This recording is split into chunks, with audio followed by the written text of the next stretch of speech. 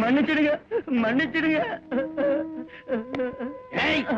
மகனே, அந்த பூமாலையை என் கழுத்தில் போட பட்டத்து யானைக்கு பயிற்சி அளிப்பதற்கு என் படத்தை கூட அனுப்பி வைத்தேன், பரிசு கூட எடுத்து வைத்தேன்.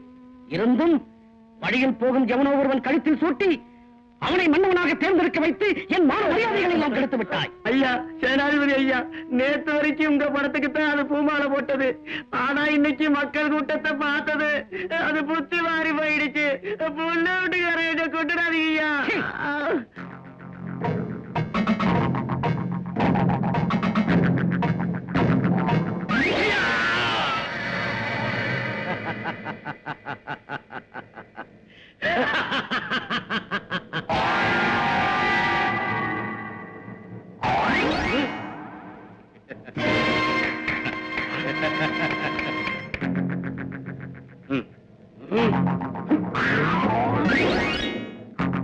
எனக்கு முன்பே தெரியும், அரச பரம்பரையில் வராதவன் ஆட்சி பீடம் ஏறுவதற்கு முன்பு உன் போன்ற கூலிப்பட்டாளங்களின் குள்ளநரித்தனங்களை சந்திக்க வேண்டி வரும் என்று.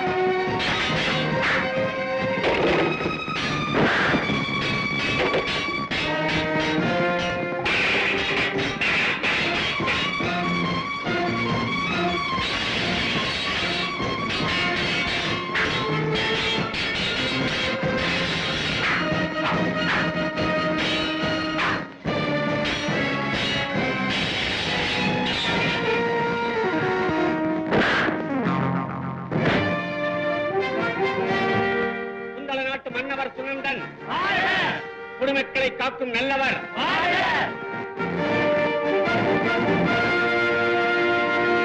ஆண்டவனின் சாட்சியாக அந்தரங்க சுத்தியாக என் குருநாதரின் மேல் ஆணையாக குந்தள நாட்டு அரியாசனத்தை களங்கப்படுத்தாமல் நேற்றைய அரசர்களின் நல்லாட்சியை நினைவுகூரும் வகையில் மக்களுக்காக பணிபுரிவேன்.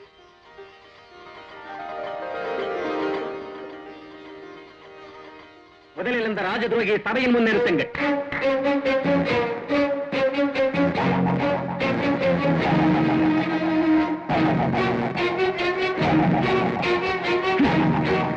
சேனை தலைமை உன்வசம் இருப்பதால் ராஜ்யத்தை நீ வசப்படுத்திக் கொள்ள திட்டமிட்டு சதி செய்தது பெரும் குற்றம். மன்னவனையே கொலை புரிய துணிந்த உன்னை தூக்கி மேடையில் நிறுத்தியிருக்கிறேன். ஆனால் தயை காட்டி இன்று உன்னை விடுதலை செய்கிறேன்.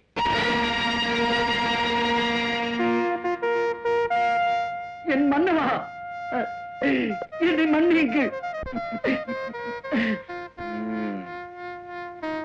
நேர்மையுடன் மன தூய்மையுடன் கடமையை கண்ணாயிருந்து நமது நாட்டினை காக்கும் உறுதியுடன் செயல்படுங்கள். கடமை தவற மாட்டேன் அரசே. முதலமைச்சரே, ஆணையிடுங்கள் மன்னவா. நமது மாளிகையின் முகத்திலே ஆராய்ச்சி மணி ஒன்று கட்டப்படட்டும். அவையோர்களே, அது தர்மத்தை காக்க நியாயம் தேடி வருபவர்களின் நம்பிக்கையின் ஒலியாக அது முழங்கட்டும்.